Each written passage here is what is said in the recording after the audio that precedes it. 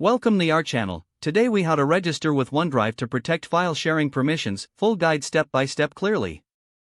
To register with OneDrive and protect your file sharing permissions, begin by opening your web browser.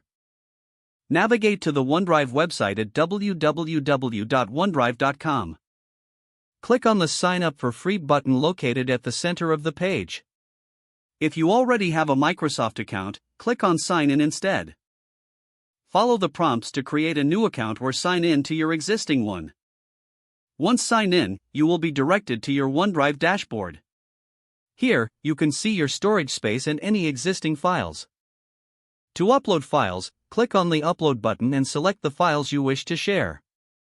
After uploading, locate the file you want to manage permissions for. Right-click on the file and select Share from the context menu. In the sharing settings, you'll see options for who can access the file. To restrict access, select people with existing access or specific people. You can also set permissions such as can edit or can view based on your requirements. If you want to further secure the file, click on Anyone with the link can edit. From here, switch the toggle to disable editing if you want to make it view only. You can also set an expiration date for the link if you want access to be temporary. Once you've adjusted the settings, click Apply to save the changes. Finally, copy the sharing link and send it to your intended recipients. This ensures your file is shared securely with the specified permissions. Review your shared items regularly to manage permissions as needed. Now you're ready to utilize OneDrive to protect your file sharing permissions effectively. If the page does not load, refresh the browser or try again in a private or incognito window. Make sure you are using the correct email address, then retype it carefully to avoid small typos.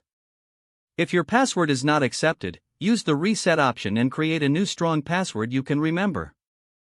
Check your spam folder for verification or security emails, then complete any requested confirmation steps.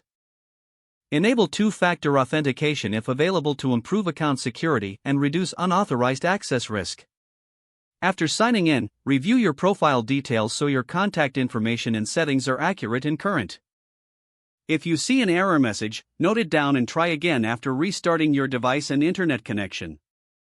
Log out when you finish, especially on shared devices, to keep your account and payment information secure.